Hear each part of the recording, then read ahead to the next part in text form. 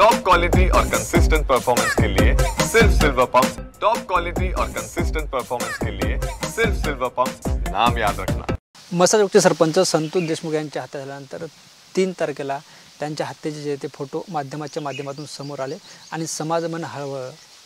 मात्र केजच्या जानेगाव येथील अशोक शिंदे नावाच्या एका तरुणानं आत्महत्या केली। खरं तर त्यांनी तो फोटो बघितले आणि नंतर तो आंदोलनात सहभागी झाला, बंदमध्ये सहभागी झाला आणि त्यांच्या कुटुंबियांना भेट देण्यासाठी धनंजय देशमुख या ठिकाणी आलेत। नेमका सगळा प्रकार काय होता, तुम्ही त्यांच्या कुटुंबियांची भेट घेतली, सांत्वन केले? झालेली घटना ही खूप दुःखद आहे आणि जी ते अशोक शिंदेची जी भावना होती, जे भावनाविवश झाले ते काल, तर सगळ्याच राज्यभरातून प्रतिक्रिया तशा चालत्या की हे सगळं बघवत नाही।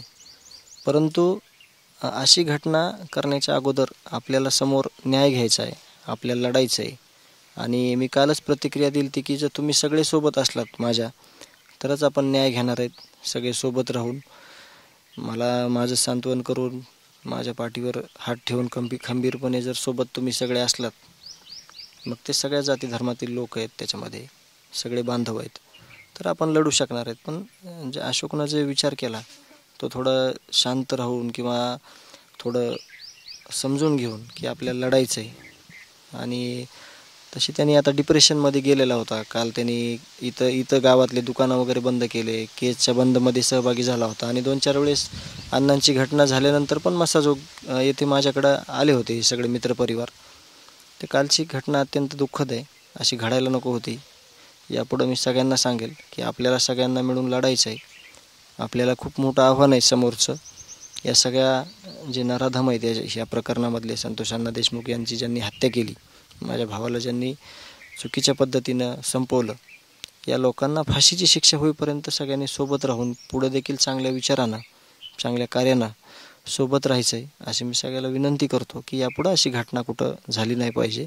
कारण लढताना आपल्याला सोबत राहून लढायचं आहे आणि न्याय घ्यायचा आहे। आणि तेच आपल्यासोबत अशोक शिंदे यांचे भाऊ आहेत। भाई, काय नाव आहे, नेमकं काल दिवसभरात काय काय घडलं? सर, मला त्याचा कॉल आला होता, मी कामाला असल्यामुळे त्याचा कॉल घेऊ नाही शकलो। परत मला 7 वाजता कॉल आला की त्यानं गळफास घेतल्यामुळं हे केलं झालं। त्याच्या हे व्यतिरिक्त दुसरं काहीच माहीत नाही। तिथून जे निघलो ते इथं सकाळी मी 4-4:30 वाजता इथं पोहोचलो पुण्यावरनं। अशोक शिंदे यांची आपल्या ताई आपल्यासोबत आहेत। ताई, तुम्हाला अशोक शिंदे यांनी कॉल केला होता, नेमकं कॉलवर काय बोलणं झालं काल? काल अशोक शिंदे यांनी मला कॉल केला होता।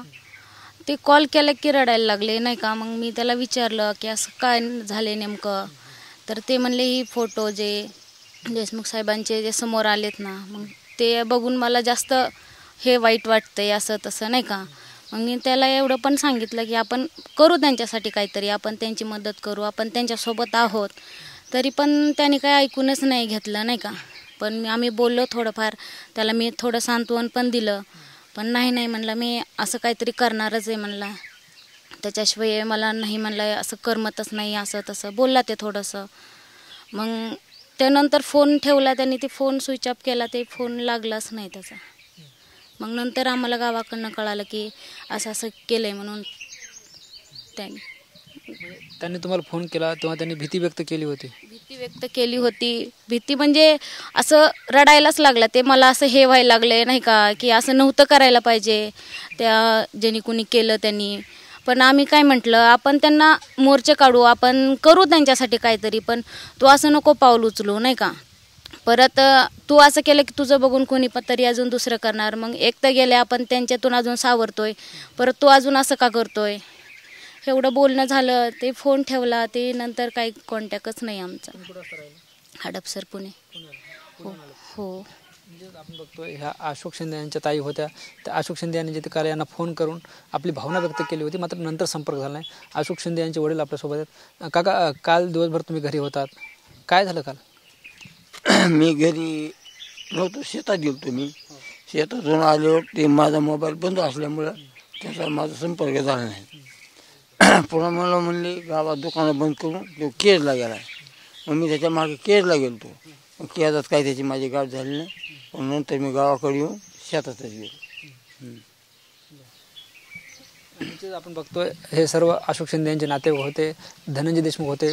संतोष देशमुख यांच्या हातात आल्यानंतर ज्या पद्धतीनं फोटो बाहेर आले, त्यानंतर समाजमन हळहळलं आणि यात जे आहे ते अस्वस्थता अशोक शिंदे यांनाही जाणवत होती आणि त्यातून अशोक शिंदे यांनी आत्महत्या केल्याच्या भावना गावकऱ्यांनी नातेवाईकांनी व्यक्त केल्यात.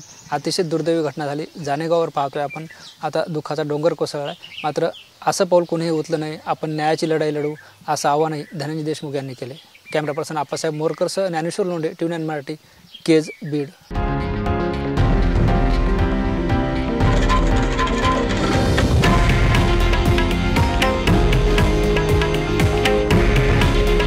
हे आहे देशातील नंबर 1 न्यूज नेटवर्क आणि आपण पाहत आहात TV9 मराठी.